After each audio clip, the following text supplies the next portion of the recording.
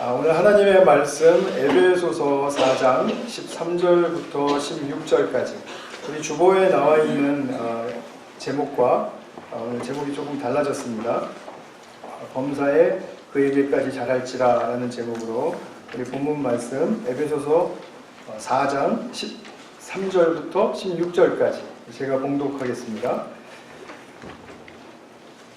우리가 다 하나님의 아들을 믿는 것과 아는 일에 하나가 되어 온전한 사람을 이루어 그리스도의 장성한 분량이 충만한 데까지 이르리니, 이는 우리가 이제부터 어린아이가 되지 아니하여 사람의 속임수와 간사한 유혹에 빠져 온갖 교훈의 풍조에 밀려 요동하지 않게 하려 함이라.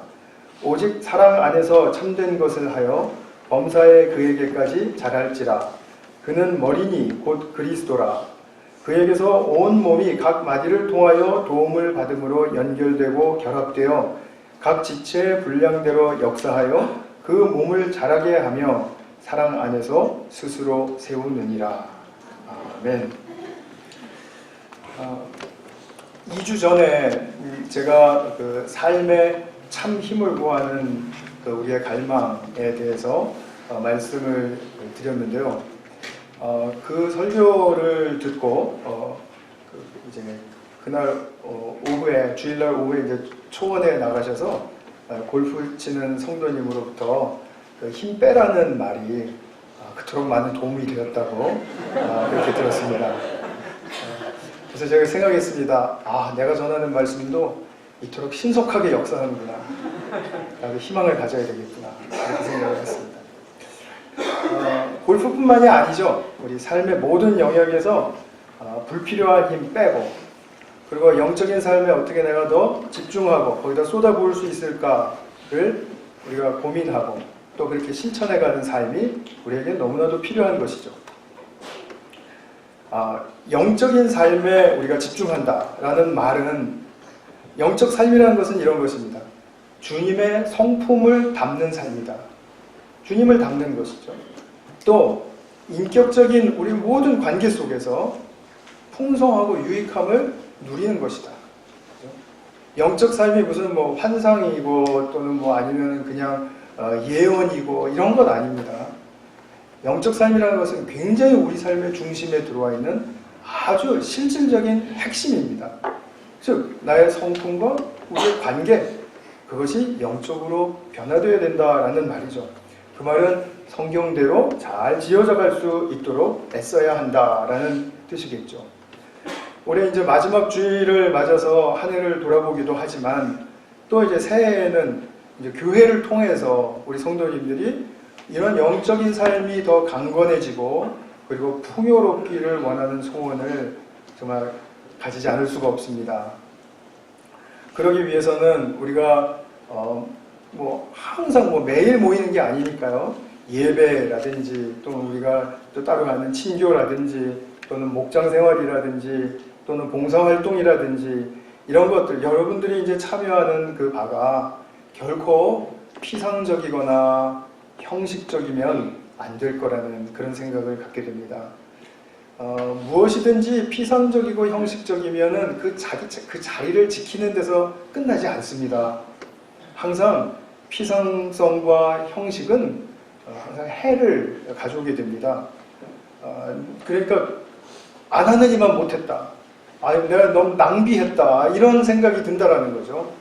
그러니까 우리가 정말 이런 피상성과 형식적인 그런 우리의 그 태도가 남아있다면 이제 그것을 우리가 잘 처리하는, 또 잘 다루어가는 그런 우리의 영적인 삶이 잘 이루어져야 될 것 같습니다. 오늘은 제가 모든 참여 속에서 우리가 이제 경계해야 할 것, 이런 교회 생활 속에서 참여해서 경계해야 할 것, 특별히 우리의 그 영적 삶의 중요한 현장인 목장 생활에 대해서 제가 구체적으로 조금 더 나누면서 설교를 이어가도록 하겠습니다. 우리가 어떠한 그 이제 관계라든지 또는 일이라든지 또는 영역이라든지 이렇게 들어가게 될 때에는 이제 경계해야 될 우리의 내적인 요소들이 참 많이 있습니다. 사실은 많이 있는데 그 많이 있는 것들 중에 오늘 제가 완벽주의를 하나 좀 말씀을 드리고 싶습니다. 제가 2주 전에는 경쟁에 대한 말씀을 드렸죠. 이 경쟁과 완벽주의는 좀 맞물려 있다라고 보실 수가 있겠습니다. 우리가 왜 완벽주의를 경계해야 하느냐, 퍼펙셔니즘이라고 하는 왜 경계해야 하느냐 하는 그 이유를 설명드리자면 너무나 장황하고 길어요. 그래서 오늘은 아주 요약적으로 제가 말씀을 드릴 테니까 집중해서 들어주시고, 그리고 이런 부분을 내가 삶에서 좀 다루어야 되는 거구나 하고 느끼실 수 있다면 이제 제 소기의 목적이 이제 달성된 것이라고 볼 수 있겠죠. 그 다음에 이것을 잘 한번 실천해 보시는 그런 그 삶의 어떤 역사가 있었으면 좋겠습니다. 이 완벽주의라는 말은 그 말 뜻부터 좀 이해를 하셔야 되겠죠. 예, 나는 완벽하니까 완벽주의 아니지, 그렇게 생각하시면 이건 완전히 다른 길로 가신 겁니다. 예, 그렇게 그런 게 아닙니다. 지금 완벽주의라는 말은 내가 그 어떤 삶의 어떠한 영역에서든지, 우리 모든 영역에서는 그럴 수 없습니다. 어떤 내가 특별히 관심 있는 분야라든지 거기서 내가 완벽을 추구하는 것을 말합니다. 완벽을 추구하는데, 완벽을 우리 누구나 다 추구할 수 있죠, 그죠? 그러나 완벽을 추구할 때 너무 불필요한 힘을 많이 들여서 내가 그것으로 말미암아 오히려 내 삶에 해가 되는 것을 말하는 것입니다. 그러니까 완벽주의는 좋은 게 아니죠. 이거는 아주 우리에게 해가 되는 것을 말합니다. 자, 왜 예를 들면은 기독교인은 예수님처럼 되고 싶다라는 갈망과 이제 우리 추구가 있을 수 있죠. 또 우리 꼭 신앙적으로 그렇지 않다 하더라도 나는 내 분야에서 나 최고가 되고 싶다, 나 탑가이가 되고 싶다, 그렇게 말할 수 있죠. 또는 아니면 나 이런 것도 있습니다. 난 삶이 좀 단정해야지, 예의가 있어야지, 이제 그런 거. 또 깨끗해야 된다, 나는 항상 정결하고 깨끗해야 된다. 이런 어떤 자기 나름대로의 그 관심이 있는 분야가 나도 모르게 생성되어 있는 것이 있을 것입니다.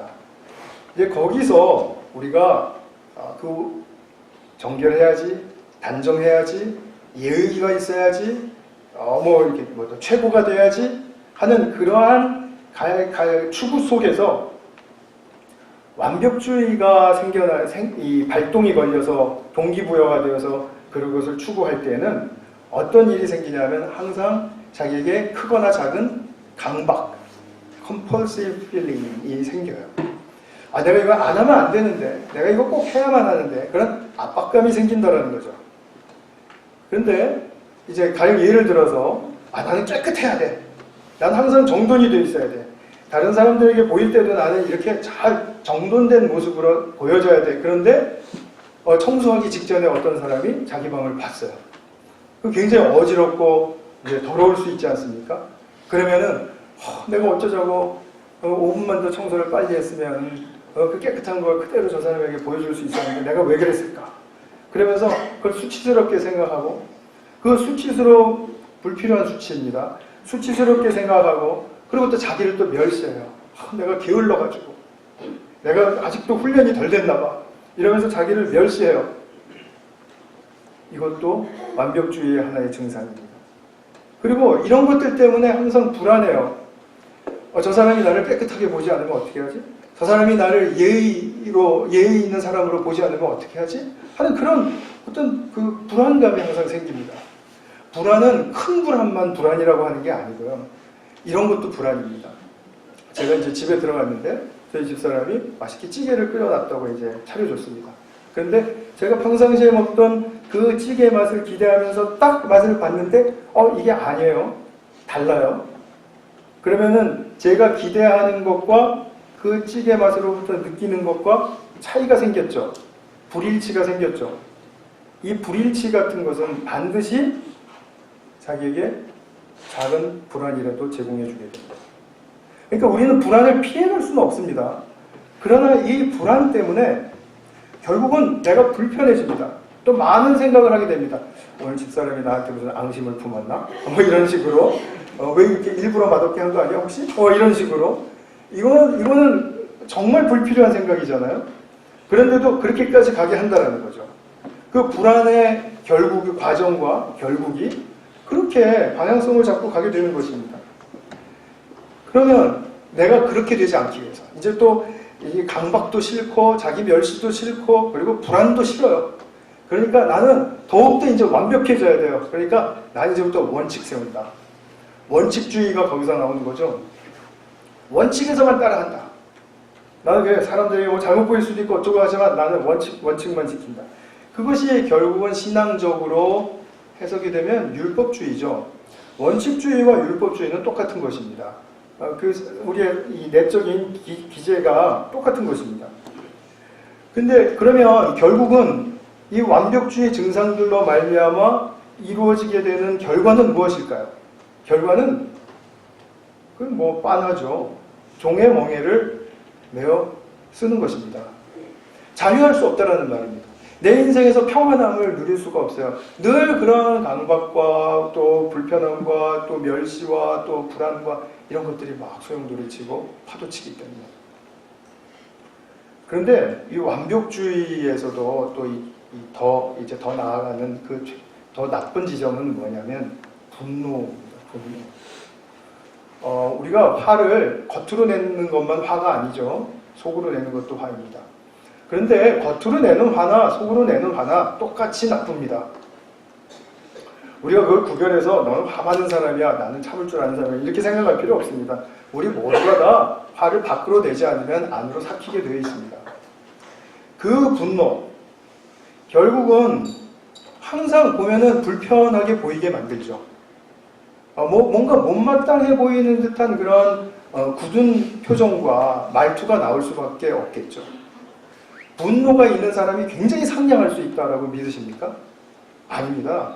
분노가 생겼다는 말 대번의 표정으로 나타납니다. 저는 지금 분노하고 있지 않은 걸 다 아시겠죠, 그죠? 네. 동의하세요. 저는 지금 분노하고 있지 않아요. 그래서 사실입니다. 근데 이제 이렇게 분노가 일어나면은 드러나게 돼 있습니다. 우리가 성도가 이제 성화된다, 또 성령 충만해진다 라는 표현이 있지 않습니까? 자, 오늘 본문에도 보면 13절에 우리가 다 하나님의 아들을 믿는 것과 아는 일에 하나가 되어 온전한 사람을 이루어 완전해져야 된다는 말이에요. 그리스도의 장성한 분량이 충만한 데까지 이르니, 아니 우리의 기준이 그리스도의 충만한 데까지라고 말을 합니다. 그러면 얼마나 그것이 완벽해지는 것입니까? 근데 성경에서 완벽해져야 한다라는 그 말은 우리가 지금 완벽주의에서 다루고 있는 이런 증상을 동반하지 않습니다. 그러니까 무슨 말이죠?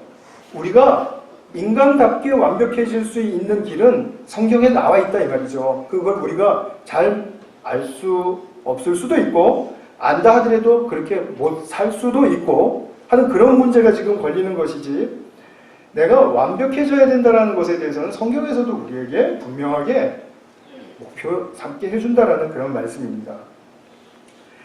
그런데 우리가 완벽주의를 추구하면서 신앙생활을 하면 시간도 많이 들여야 됩니다. 기도도 많이 해야 되고 성경도 읽어야 되고 또 정성도 들여야 되고 또 에너지도 많이 써야 됩니다. 그래서 어느 정도 성취해서 그럴듯한 그런 그리스도의 성품과 또 신앙심이 나타난다 할지라도 참으로 성화되는 것, 성령 충만해지는 것, 성숙해지는 것과는 다른 차원의 길이다라는 사실을 분명하게 아셔야 됩니다.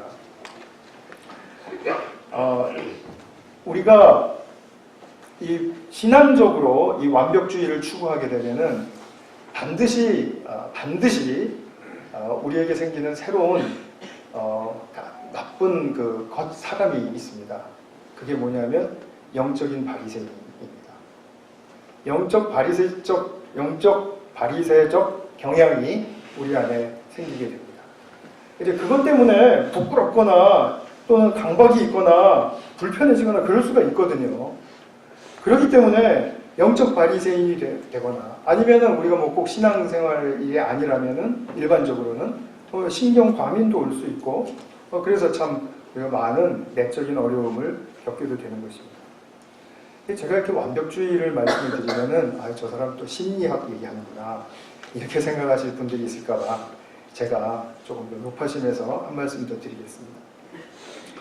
이것은 심리학에서 말하는 건 훨씬 뒤에 얘기한 겁니다. 심리학이 인간에 대해서 완벽주의나 뭐나 이런 거는 정말 몇십 년 안 되는 얘기입니다. 그러나 우리 교회에서는 벌써 신학에서 이 문제를 다루어 왔습니다. 그리고 벌써 200년, 300년 전에 우리 그 유명한 목사님들, 제가 이제 존 웨슬리 목사님의 이제 글을 하나 소개해 드리려고 하는데, 그분의 말을 들어봐도 아, 벌써 완벽주의 간파하고 있었구나를 우리는 알 수가 있습니다. 심리학의 도움을 받아서 말씀을 드리는 게 아니라 성령의 도움을 받아서 말씀 나눌 수 있다는 사실을 기억해 주시기 바라요. 우리는 존 웨슬리가 이렇게 말했습니다. 그 신실한 성도들을 만났나 봐요. 근데 그 사람들에 대해서 이렇게 얘기해요. 우리는 두려움이 없는 곳에서 두려워하는 사람을 보는가 하면 아무 이유도 없이 계속 자신을 정죄하는 사람을 발견한다. 아, 내가 부족해서, 내가 참 못돼서, 내가 아직도 흠이 많아서, 이런 사람들. 어떤 사람들은 성경의 어느 곳에서도 정죄하고 있지 않은 것을 죄라고 생각하고 있고, 그들에게 요구하지 않은 것을 자기들이 해야 할 책임으로서 생각하고 있다. 그들은 이것을 소위 철저한 양심이라고 부르지만 이것은 아주 나쁜 악으로 존재한다. 존 웨슬리 순회 설교했던 유명한 감리교회 창시자 목사님이 남긴 글입니다. 우리가 완벽주의자들을 만나면 우리가 겉모습은 많이 신경 쓰지 않습니까? 그렇기 때문에 그 사람 신앙이 좋다 이렇게 생각할 수 있지만 자꾸 이렇게 만나보면은 곧 다소 좀 불편해질 수 있습니다. 왜 그렇겠습니까? 완벽주의는 자기중심적인 기준에 잡혀있기 때문에 그렇습니다. 자기가 보는 판단의 기준이 있고 자기가 설정해 놓은 프레임이 있기 때문에 그 안에서만 이야기를 하니까 더 이상 이야기가 확장될 수도 없고 서로가 통할 수가 없는 거예요. 그러니까 이것이 참 이제 좋지 않은 건데, 그런데 이제 이런 사람들이 신앙을 갖게 되면은 그 판단의 요소들이 이제 모든 영역에 해당하죠. 뭐 신앙은 생활을 이렇게 해야 된다. 뭐 교회 일은 이래야 된다. 뭐 목사는 이래야 된다. 뭐 장로는 이래야 된다. 목사는 이래야 된다라고 말씀하시는 분이 우리 교회는 없는 것 같아서 감사합니다. 제가 귀가 어두워서 그런지 모르겠지만 이런 기준들이 많습니다. 깊이 들어보면 본인은 성경적인 것이라고 이야기를 하는데 사실은 자신의 어렸을 때부터 형성되어 온 신념 체계에서 온 것임을 알 수 있습니다. 자, 신념 체계라는 말 제가 한번 드린 적이 있어요. 한 2달 정도 됐나요? Belief System이라고 하는 것입니다. 우리 모두는, 여기 계신 분들 모두는 자기 나름대로의 신념 체계를 가지고 있습니다. 그 말은 무슨 말이냐면 우리가 양육되고 이제 어렸을 때부터 살아가면서 내가 이렇게 해야 살아남을 수 있구나. 내가 이럴 때는 엄마 말을 잘 들어야 살아남을 수 있구나.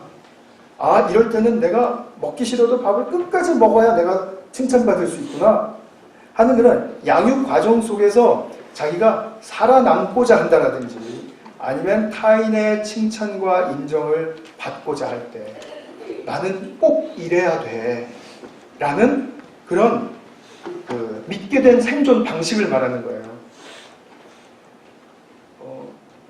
백동욱 집사님은 어떤 신념 체계를 가지고 계시는지 저한테 나중에 한번 말씀해 보세요. 한번 우리 중고등학생들도 한번 생각해 보자. 나는 어떤 빌리프 시스템을 가지고 있는가. 근데 이 생존 방식이 이제 제가 한 가지 예를 좀 드려보겠습니다. 유교 문화에서는 예의와 제사가 생명과도 같은 것이잖아요. 근데 2006년에 저희 어머님 돌아가셨을 때 장례 때 일화를 소개해 드리겠습니다.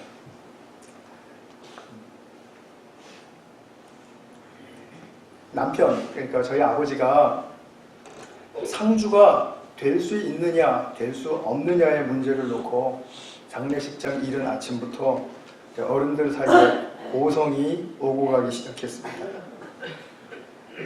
저는 어느 쪽이라고 말씀드리지 않겠습니다. 저는 아직도 잘 몰라요. 근데 그 큰 소리가 나면은 옆에 사람들은 편안할까요? 아니면 불안할까요? 지금 애도의 자리 속에 온 모든 수십 명 또 100명이 넘는 사람들이 전부 다 불편해지는 겁니다. 왜냐하면 소리를 지르고 뭐 이런 경우가 다 있어 막 이러고 뭐 아래 위도 없어졌어요. 그토록 유교 예의 범절을 지키려고 하는 그 어른들이 완전히 하극상이에요. 이게 한번 어긋났다고 하니까 그냥 형님한테도 그냥 뭐 그런 일이 있냐고 막 소리를 지르고 그러는 것입니다. 정말 이면체면 안 차리고 사람의 마음을 심히 불편하게 만들더라고요. 근데 제가 나중에 이제 좀 생각한 것인데요. 그래, 그렇게 소리 지를 수밖에 없는 사람은 그분의 신념 체계가 그러니까 어쩔 수 없다. 저 사람은 저렇게 살아야 된다. 라는 그냥 결론으로 내줬습니다. 제가 그분의 신념 체계를 바꾸어 놓을 수 있는 것도 아니고 우리 어느 누구도 누구의 신념 체계를 바꾸어 놓을 수 없습니다. 저는 오직 하나님만 하신다고 봐요. 우리의 자녀의 신념 체계도 부모가 고칠 수 없습니다. 분명히 인정하셔야 됩니다. 그렇게 신념 체계가 형성되어 있기 때문이에요. 그러니까 자기의 신념의 체계 속에서 그 기준대로 프레임대로 하지 않으면 뭐 소리 지르지 않으면 안 될 정도로 그렇게 불편하고 견디기가 힘든 것이죠. 생명과도 같다라는 말씀이 바로 그래서 드린 말씀입니다. 근데 더 무서운 건 뭡니까? 자기의 신념 체계가 성경적이라고 착각을 하게 되면 그럼 어떤 상태가 계속될까요? 자기 입장에서는 절대로 그리스도의 자유함이 무엇인지 알 수 없습니다. 그리스도의 자유함이 무엇인지 맛도 보지 못합니다. 당연하죠.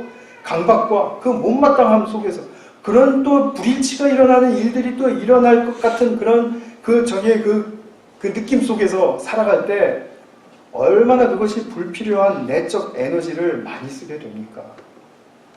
그렇지 않습니까? 그러면 그런 분들과 만나서 교제하고 뭐 그렇게 할 때 우리 잘 할 수 있습니다. 그러나 조금 깊은 얘기 들어가든지 아니면 조금 더 오래 사귀고 더 친밀해지든지 하면은 계속 그 관계가 그런 붙들려 있는 그런 것들 때문에 굉장히 형식적일 수밖에 없어요. 그리고 딱딱해질 수밖에 없습니다. 그리고 이렇게 자기 신념 체계가 강한 사람은 특별히 자기보다 나이가 어리고 그리고 자기보다 못한 사람들, 낮은 사람들이 멀리하고 싶은 사람이 됩니다. 윗사람이라고 다 멀리하고 싶은 건 아니지 않습니까? 그리고 협력할 때는 좀 자꾸 까다로워요. 뭔가 못마땅해 보이는 거예요. 그러니까 피해가고 싶은 거죠. 평화를 위해서.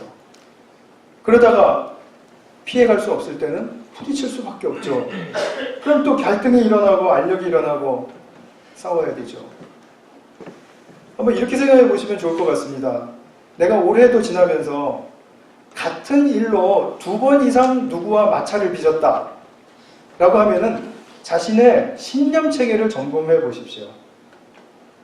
내가 지금 과연 어떤 신념을 가지고 살고 있기 때문에 이렇게 불필요하게 싸움과 갈등을 빚어내야만 하는가. 한번 생각해 보실 좋은 이유가 되겠죠. 특히 부부간에는 정말 좋은 성찰의 내용이 될 것 같습니다. 누구나 완벽주의 증상을 가지고 있습니다. 덜하거나 더하거나 심하거나 약하거나 또 분야가 다 다르거나 또 어떤 사람은 외적이거나 어떤 사람은 내적이거나 내적인 사람들은 그래서 자기의 신념체계도 그렇게 훌륭한 것도 아닌데 그런데 외적으로 좀 이렇게 막 잘 망가지는 사람들을 멸시하고 또 그런 경우가 있죠. 끄떡하면 화를 내고 말이야 뭐 이런 식으로. 그런데 이 완벽주의 때문에 우리가 인생에 많은 힘을 들일 필요가 없습니다. 성경 말씀은 우리가 이렇게 살라라고 말하지 않기 때문입니다. 예수님이 보여주신 것처럼 예수님은 어떠셨습니까? 어느 상황에 있어서도 정말 집에 있으시는 것처럼 편안하셨습니다. 예수님이 그거 저는 제일 부럽습니다. 영어로 하면 He's so at home. 너무 좋아요. 어떤 막 불같은 일이 일어나도 예수님의 심령에서는 막 이렇게 막 들끓거나 뭐 적개심이 일어나거나 막 이런 게 없는 거죠. 왜냐하면 뭐 속으로 그러셨는지 모르겠습니다. 아유, 저것들 자기 신념 체계 때문에 그러는구나, 뭐 그렇게 생각하셨었는지 모르겠어요. 근데 이런 거 있죠. 완벽주의에 사용해야 할 이 많은 힘을 우리가 빼고, 운동 비유를 하나 더 들어보겠습니다. 운동할 때 힘을 빼라는 말이 약하게 치라든지 아니면 슬슬 치라는 말 아니죠. 그죠? 더 센 임팩트를 주기 위해서 힘을 빼라는 거 맞죠? 탁구 코치님이 지금 저한테 좋은 학생이죠? 그거예요. 그러니까 운동할 때 힘을 빼라는 말은 약하게 해도 된다, 설렁설렁 해도 된다, 이런 말 아닙니다. 그래서 제가 완벽주의에서 힘을 빼십시오 이렇게 얘기하면 그러면 나는 그냥 뭐 이렇게 편안하게 그냥 아무것도 하지 말고 난 됐어요, 뭐 그러고 살면 되는구나, 이렇게 생각하시면 큰 오해입니다. 우리가 진정으로 힘을 써야 할 곳이 있다는 거죠. 진정으로 무엇을 위해서 내 힘을 써야 하는가, 집중해야 하는가, 그것은 바로 아까 영적 삶을 위해서입니다. 나의 성품이 예수님을 닮아가게 하기 위해서, 우리의 관계 속에서 풍요롭고 유익한 것이 더 많이 나타나게 하기 위해서. 그럼 결국 뭘까요? 화목을 위해서 내 에너지를 사용하는 거죠. 화목을 위해서 내가 참고, 화목을 위해서 내가 더 베풀고 나누고 이렇게 하는 거죠. 이것을 위해서 잘 사용할 때, 그때 주님께서는 우리를 그냥 놔두시지 않습니다. 더 큰 힘으로, 더 진정한 힘으로 우리에게 채워주십니다. 이게 영적으로 빈익빈 부익부라는 그런 원리가 바로 여기서 나온 것입니다. 내년에 이제 우리가 교회에서 표로 삼을 말씀을 제가 고민 끝에 이제 정했는데, 시편 84편 5절의 말씀입니다. 주께로 힘을 얻고 마음에 시온의 대로가 있는 자는 복이 있도다. 주께 힘을 얻고 마음에 시온의 대로가 있는 자는 복이 있대요. 행복하답니다. 바로 그것이죠. 근데 우리가 교회에 이제로 좀 들어오겠습니다. 시간이 많이 갔네요. 하나님이 사람을 지으실 때 사람에게 선한 목적을 부여하신 거 다 아시죠? 제가 이거는 말씀드리지 않겠습니다. 교회를 탄생하게 하셨을 때도 교회에는 목적이 있습니다. 교회의 궁극적인 목적은 무엇입니까? 우리가 창조주 하나님 안으로 들어가서 그분의 그 놀라운 부요함을 함께, 우리가 공동체적으로 함께 영원히 누리는 것이 교회 탄생의 목적입니다. 여기서 한 사람이 낙오되면 안 돼요. 우리가 다 같이, 하나님의 부르신 자들은 다 같이 들어가서 하나님의 부요함을 영원히 누리게 하시는, 그것이 바로 교회의 목적입니다. 그러기 위해서 이 땅에서 반드시 필요한 조건이 있습니다. 그 조건은 무엇입니까? 화목입니다. 하나됨입니다. 제가 앞서 말씀드린 대로 교회의 하나됨을 완벽주의로 접근하거나 그렇게 이해하시면 안 됩니다. 교회가 하나 되려면 이렇게 해야지, 저렇게 해야지, 이걸 지켜야지, 그러면 안 되지, 이렇게 하시면 그건 안 된다는 거죠. 그걸로는 안 돼요. 왜냐하면 그거는 99명을 만족시킬 수 있을지 몰라요. 그러나 끝내 한 명은 낙오됩니다. 그런 방법으로는 안 됩니다. 그래서 교회가 하나됨을 추구할 때 그리스도의 장성한 분량에 이르기까지, 오늘 설교 제목에서처럼 범사에 그에게까지 자라는 바로 그 일은 오직 사랑 안에서만 가능한데, 오늘 15절의 말씀대로 우리 교회가 절대로 잃어버리지 말아야 할 것은 좀 전에 말씀드린 유업을 향한 이 방향성, 우리가 함께 그 방향으로 나아간다라는 그 방향성을 잃지 않는 것이고, 그리고 이 땅에서 화목, 하나됨을 터득하는 것입니다. 하나됨은 힘으로 되는 것이 아닙니다. 우리의 힘으로 되는 것이 아닙니다. 이것은 제가 지난주에도 설교 말씀드린 것처럼 낮아짐으로만 가능해지는 것입니다. 하나됨은 우리의 힘을 많이 빼야 돼요. 그래서 우리의 힘을 빼는 그것은 바로 화목이라는 정점을 향해서 내가 그것을 잘 터득할 수 있어야 된다는 거죠. 제가 2012년부터 6년 동안 정말 제가 과분한 이 자리에서 제가 드린 설교의 가장 큰 비중은 하나됨에 대한 것이었습니다. 하나됨에 대한 시리즈 말씀도 드렸고 하나됨에 대한 그 주제가 설교에서 거의 빠진 적이 없을 것입니다. 이제는 우리가 그 하나됨을 지켜가려는 그 의지와 결단이 필요할 때입니다. 6년이라는 시간은 짧은 시간은 아니지 않습니까? 그런데 문제는 뭐냐 하면 우리의 본성은 완벽주의가 계속해서 크게나 작게나 우리의 이 내면에서 작동하고 있기 때문에 하나됨을 쉽게 무시하고 깨버릴 수가 있다는 거죠. 그래서 우리가 하나됨의 이 방향성을 잃지 않기 위해서 추구하는 교회의 아주 소중한 도구 하나가 있는데 그것을 소개해 드리겠습니다. 무엇일까요?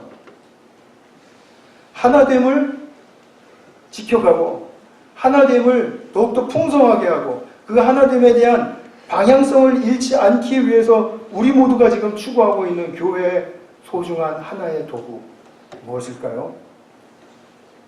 목장입니다. 목장. 우리 교회는 목장 제도를 지금 20년 넘게 유지하면서 운영해 오고 있습니다. 교회에서 실제로 하나됨을 실천할 수 있는 가장 좋은 제도는 목장입니다. 왜냐하면 여기서 우리가 이렇게 모여있을 때는 누가 완벽주의가 어떤 성향인지 어떤 정도인지 모릅니다. 그러나 목장에서 4가정, 5가정, 6가정, 7가정 이렇게 모여서 계속해서 일주일마다 만나서 밥도 같이 먹고 그 다음에 예배 드리고 그 다음에 또 교제하고 이렇게 하다 보면 그 사람의 완벽주의를 가리는 데는 한계가 있어요. 그렇기 때문에 그 완벽주의가 드러날 수 있는 적나라하게 폭로될 수 있는 좋은 의미로입니다. 적나라하게 폭로될 수 있는 현장은 교회에서 목장입니다. 이것을 두려워하시지 말아야 합니다. 이 목장에서는 내가 하나됨이라는 진리 앞에서 내가 어떤 모습으로 서인가 지금 과연 나의 성향은 어떠하고 나의 성품은 어떠하고 내가 무엇이 부족하고 내가 잘하고 있다면 무엇을 잘하고 있는가 아니면 내가 형식적인가 내가 피상적인가 이런 것들을 계속해서 성찰해 볼 수 있는 거울이 되기 때문에 목장이라는 그 본연의 속성은 너무나도 소중한 것입니다. 이런 것은 어떤 모임이나 그룹에 꼭 들어갈 때에만 우리가 누릴 수 있는 것이 있죠. 그것이 바로 목장 생활의 목적입니다. 그럼 목장 개편이 있어야 되는 이유는 매우 실질적인 문제 때문입니다. 우리 교회 오고 떠나는 분들이 참 많이 있기 때문에 어떤 목장은 한 시즌에 갑자기 서너 가정이 확 나가버려요. 그러면은 한두 가정 그냥 달랑 남는 거죠. 그러면 이제 새로 오시는 교우들이 있으면 충원이 되어야 되는데 근데 이게 또 잘 되지를 않습니다. 새로 오시는 분들 선착순을 해가지고 보내드리면 되지 않습니까? 근데 그게 그렇게 만만하지가 않아요. 왜냐하면 따져야 할 조건들이 많기 때문입니다. 목장 개편에 대한 구체적인 이제 방향 설정과 지침은 더 낫게 더 좋게 만들기 위해서 이제 그 구체적인 지침을 이제 새로 또 이제 한번 검토해 보아야 될 때가 왔는데요. 이제 조만간 우리 성도님들한테 묻게 될 그 목장 생활을 위한 설문조사를 하실 텐데 그 결과를 보고 그 이제 목회실에서 또 우리 목동들이 또 이게 파인 튜닝을 하겠습니다. 근데 이 본질적인 가장 중요한 핵심만은 결코 놓치시지 마시기 바랍니다.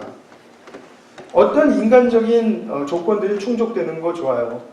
아이들 나이가 맞는다라든지 또는 우리 직업 군이 비슷하다든지 학생이라든지 이런 식으로 해서 우리는 보통 동질성이 있으면 더 편하게 느껴지니까 그 사람은 어떤지 모르고 그냥 무조건 그냥 비슷하면 다 좋은 줄 알고 그렇게 하는데 거기도 함정이 있다는 거 아시죠? 그런데 그 어떤 인간적인 조건을 충족하는 것보다도 이미 목장에 들어가 있는 내가 하나됨을 배우고 지키고자 하는 자발적인 의사, 자원하는 결단, 이것이 목장 구성원들의 가장 소중한 가치입니다. 목장 구성원들이 가장 소중한 가치를 발휘할 때는 바로 이것입니다. 내가 하나님을 배우고 지키고자 하는 자발적인 의사와 자원하는 결단이 있는가? 이것이 없으면은 1년, 5년, 10년 목장 생활에도 그냥 상황에 떠밀려 갈 뿐입니다. 새롭게 열리는 세계가 참 드물 것입니다. 복음의 참으로 풍성한 축복이 화목을 통해서 오는 길을 잘 확신할 수 없을 것입니다. 이거는 아니잖아요. 그죠? 이거는 아니죠. 목장에 혹시 비호감 인물이 있다 하죠. 그러면 어차피 이렇게 가까이 함께 있는데 어떻게 사랑할지, 어떻게 섬길지, 뭐 좀 너무 불편하면 어떻게 그래도 좋게 이렇게 좀 거리를 두고 있다가 그래도 내 찬스를 봐서 딱 그 사람에게 다가가고 해야 할지, 그런 어떤 선하고 긍정적인 그 고민들, 좀 내가 좀 밀고 당기고 하더라도 좀 그런 것들이 궁극적으로 그런 목표를 향해서 가야 되는데 그냥 대번에 그냥 저 사람 싫다고 얘기해버립니다. 저는 그런 얘기 들어본 적은 없습니다. 아직. 들어본 적이 없기 때문에 제가 자신있게 얘기해도 상처받을 사람들이 없을 거라고 저는 믿어요. 목장 개편의 어떠한 이유를 들어보면 근데 이런 게 있어요. 어떤 사람은 개편이 있을 줄 알고 길고도 이 장구한 세월을 목장에서 버텨왔다라는 것입니다. 그런데 작년 같은 경우에는 목장 개편을 안 하니까 실망하고 불평이 많아지고 이렇게 된다는 거죠. 그래서 제가 조사했습니다. 근데 아직 제 레이더에는 누가 그렇게 버텼는지 잘 잡히지가 않아요. 불특정 인물들로 남아있습니다. 제 조사 결과로는. 제가 아마 좀 무디어서 그런지도 모르겠습니다.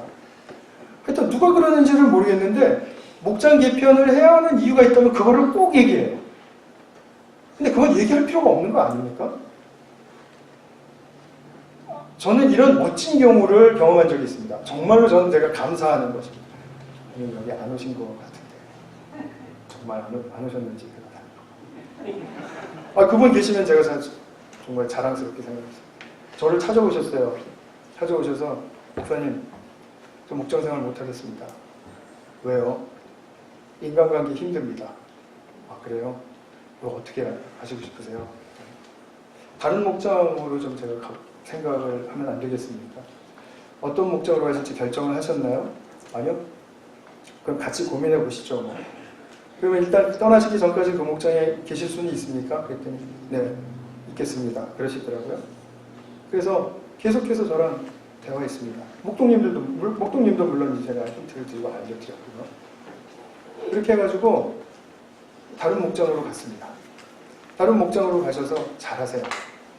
이분의 그러니까 궁극적인 목적은 뭐였냐면 내가 지금은 너무 힘들어서 이 목장에서 힘든데 그래도 나는 목장 생활을 통해서 배우고 싶고 그리고 내가 이것을 꼭 지키고 싶은 무엇인가 있다라는 것을 제게 보여주신 거죠. 그러니까 한 스텝 뒤로 간 것이 두 스텝 앞으로 가는 계기가 되게 한 거죠. 이런 경우는 얼마나 멋진 경우입니까? 우리가 꼭 앞으로만 나갈 수 있을까요? 없습니다. 어떤 때는 뒤로 물러서야 됩니다. 그런데 우리의 문제는 뭐냐면 뒤로 한 걸음 물러서는 게 부끄럽게 여겨지는 거예요. 그거 절대로 수치스러운 거 아닙니다. 누구든지 그럴 수 있습니다. 그렇지 않습니까?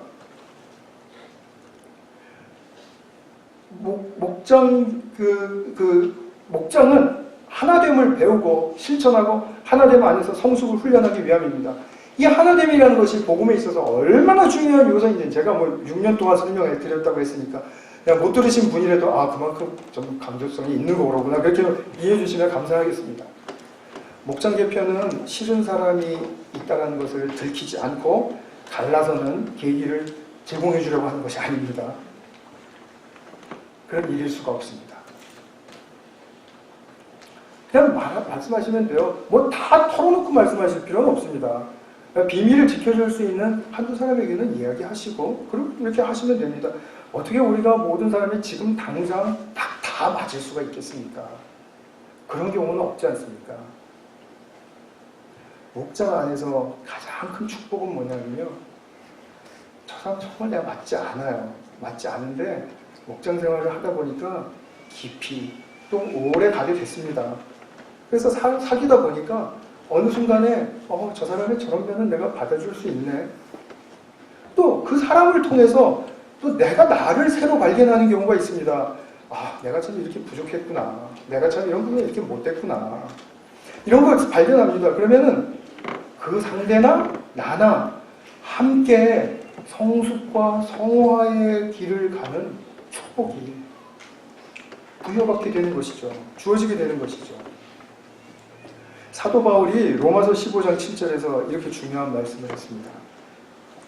스크린에 나오죠? 그러므로 그리스도께서 우리를 받아 하나님께 영광을 돌리심과 같이. 저는 제가 예수 믿기 전에 예수님 앞에 어떠한 못된 존재였는지를 제가 너무나도 잘 기억하고 있습니다. 정말 제가 생각하기에도 예수님께서는 밥맛이었을 것 같아요. 그리고 예수님을 믿는다고 교회를 다니면서도 그냥 그 몇 해 동안에 참 많이 방황했습니다. 그런데 그런 저를, 그런 우리를 받아주시더라는 거죠. 근데 그리스도께서 우리를 받아주셨는데 그 일이 어떻게 됐다라고 사도 바울은 설명합니까? 그 일이 바로 하나님께 영광을 돌리게 되었다라고 설명을 하는 것입니다. 그러니까 사도 바울은 여러분들도 서로 받으십시오. 전부 다 받으라는 거 아닙니다. 그 사람의 이런 모습이라도 하나 받기 시작하는 것입니다. 받아주는 것입니다. 웰컴 해주는 것입니다. 어떤 영어 성경에서 웰컴이라는 표현을 썼습니다. 웰컴 해줘라. 이것은 복음의 실질적인 삶 속에서 핵심 중에 핵심입니다. 저는 제가 감히 말씀드리지만 저의 앞으로 남은 사역 기간 동안에 저는 여기에 저의 사역의 모두를 걸겠습니다. 저는 이거 아니면은 안 됩니다. 물론 그렇다고 해서 여러분들을 강요하거나 그러고 싶은 생각은 전혀 없습니다. 왜냐하면 아까도 말씀드렸듯이 자원하는 의사가 있으셔야 되고 또 자발적인 결단이 있으셔야 됩니다. 제가 단지 이렇게 말씀드리는 것은 들으시고 한번 생각해 주십사 하는 것이죠. 그러면 생각해 주시는 동안에 성령께서 혹시 만져주시면 이건 정말, 그리고 또 성경을 읽다가 발견하시면 이건 정말 그토록 중요한 복음의 핵심이로구나, 그렇게 아실 수가 있을 것입니다. 때가 있을지도 모르겠고 저는 그것을 기대하는 것입니다. 제가 한 가지 첨언하고 목장에 대해서 그리고 말씀을 맺겠습니다. 목장이 하나가 되죠. 목장이 하나가 되면, 하나됨을 이루면, 그리고 하나됨 속에서 흘러오는 그 축복을 서로가 누리고 즐거워하게 되면 전도는 그냥 자연적으로 분명하게 일어납니다. 전도 아시죠? 복음 전하고 예수님 믿게 하는 거. 전도는 원래 말로 하는 게 아니고 프로그램으로 하는 게 아니에요. 저도 전도 프로그램 해봤고 또 많이 했습니다. 근데 그렇게 해서 되는 게 아니에요. 전도 프로그램 하면 그냥 그냥 좀 뭔가 안 하고 있는 것 같은 그런 우리의 좀 공허함을 이렇게 조금 좀 위로해 준다고 해야 될까요? 전도는 삶으로 하는 것입니다. 근데 어떤 삶이죠? 어떤 삶으로 전도합니까? 화목한 삶입니다. 하나됨을 이루는 삶입니다. 하나됨, 이 말을 우리가 사용해야 된다는 것은 내가 말로밖에는 어떻게 되지 않을 상황에 처했을 때 최후의 보루로서 예수 믿으시고 교회 나오시고 그러세요. 좀 도와드릴까요? 이렇게 말하는 것입니다. 만약에 우리 목장 식구들이 정말 하나됨을 즐거워하고 축복을 많이 누리면요, 이거 한 사람 한 사람씩 따라 붙는 것은 시간 문제입니다. 또 오랫동안 따라 붙지 않더라도 그것 자체가 그 자신들이 누릴 수 있는 굉장히 강력한 축복의 힘이라는 것을 알기 때문에 거기에 대해서 조급해하거나 우리가 뭘 안 한다고 해서 길티 필링을 느끼거나 그렇게 되지 않습니다. 복음에 충만한 것을 누리셔야 합니다.